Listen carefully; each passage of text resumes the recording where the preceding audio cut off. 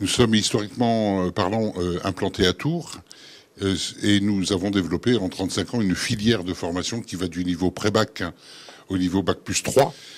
Nous avons développé des plateformes technologiques qui permettent ce qu'on appelle chez nous des mises en situation professionnelle. Donc au cours de la formation, nos jeunes sont sur ces plateformes immergés dans un univers qu'ils vont forcément retrouver lorsqu'ils iront dans l'industrie pharmaceutique ou cosmétique. Par voie de conséquence, suite à l'émergence depuis, pour nous en tout cas, une dizaine d'années, des biotechnologies, donc de la bioproduction de ces biomédicaments, nous nous sommes rapprochés et réciproquement du Génopole pour nous implanter depuis 5 semaines maintenant sur un plateau technique de 750 mètres carrés au campus 3 pour y développer toutes les formations tournant autour de la bioproduction de tout ce qui touche aux biotechnologies au sens large du terme, que ce soit des protéines recombinantes ou des anticorps monoclonaux, mais aussi tout ce qui touche aux thérapies géniques, thérapies cellulaires et vecteurs viraux et j'en passe. Voilà. Alors la première mise en situation qu'on va faire, à laquelle on va être confronté pour pouvoir prétendre travailler dans la production pharmaceutique, qui, même si vous ne pratiquez pas ces référentiels, vous le savez, est très réglementé, eh bien, c'est le comportement en zone de prod et l'habillage. Donc, notre plateau technique, son entrée, c'est le vestiaire, c'est là que se passe le sésame ouvre-toi d'une certaine façon. Pour nous, c'est indispensable. On ne travaille pas en production pharmaceutique sans passer par un sas, un changement de monde, le vestiaire. Nos apprenants, c'est là qu'ils vont apprendre à se comporter, ce qu'on fait, ce qu'on ne fait pas en zone, à respecter les procédures d'habillage, à savoir enfiler la tenue adéquate en fonction de la zone dans laquelle ils vont travailler et de la classe d'air conséquente, à savoir s'habiller sans quasiment toucher son vêtement, sans le recontaminer, etc.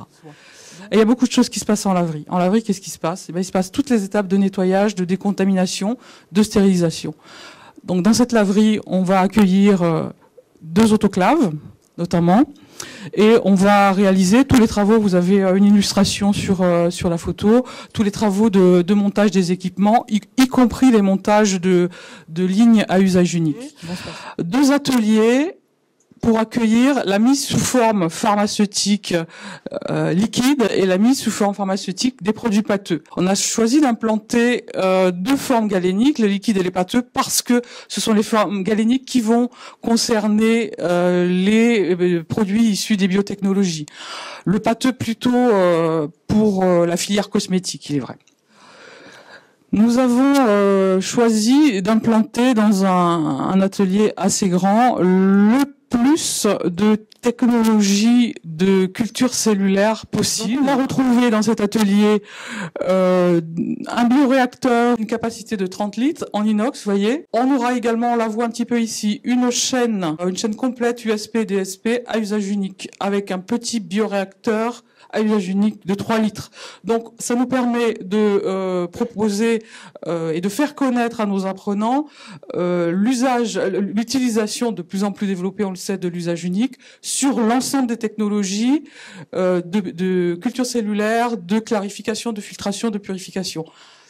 On va également retrouver dans cet atelier un bioréacteur, un cultibag de type Wave, sur plateau ondulant. Et puis pour terminer, parce qu'on a une opportunité, un équipement qui était existant sur le bioparc et qui n'était pas utilisé, une chaîne de fermentation en verre. Donc on a à la fois de l'usage unique inox, ce qu'on retrouve dans l'industrie pour les très grands volumes, de l'usage unique en système de poche plastique, qu'on retrouve dans l'industrie sur des échelles qui va jusqu'à quelques milliers de litres aujourd'hui, et puis du verre. Alors le verre, c'est plus, ça vous rappelle plus ce que vous connaissez en laboratoire, mais nous c'est intéressant parce que ça va nous permettre de travailler, je vais en parler tout à l'heure, sur les aspects procédés connexes, les procédés de stérilisation. Donc nos petits fermenteurs en verre, eh ben, ils vont servir de cobayes pour les autoclaves. Voilà. Je vais rapidement finir la visite avec l'atelier Fill and Finish. On est sur du produit liquide, forme la plupart du temps stérile, injectable, avec un lyophilisateur déjà d'une belle capacité et qui fonctionne exactement au niveau de l'interface homme-machine comme les lyophilisateurs de grande capacité industrielle. Et un autre aspect qui est très important en production pharmaceutique, c'est la gestion des matières. Le magasin pharma, c'est pas Ikea, hein. C'est très organisé, très réglementé. Il y a des règles, première entrée, première sortie, des règles d'attribution de statut jusqu'à la libération de la matière première. Hein. Et donc on va travailler avec les apprenants dans ce local qui sera notre magasin. On aura à terme un système informatisé de gestion des statuts. Donc je vais passer rapidement un labo microbio, un labo physico-chimie, dans lesquels les apprenants vont être mis en situation pour tout ce qui est la partie contrôle libératoire. Sachant que j'ai pas insisté dessus, mais dans la partie zone, à chaque fois, on a des petits locaux. En plus de l'atelier avec l'équipement de prod, on a un petit local avec ce qu'on appelle les contrôles in process, donc les contrôles qu'on réalise au pied de la machine sur le produit.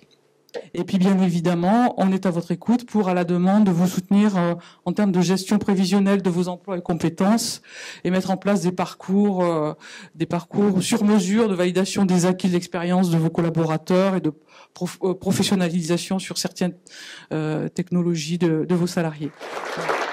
Merci beaucoup.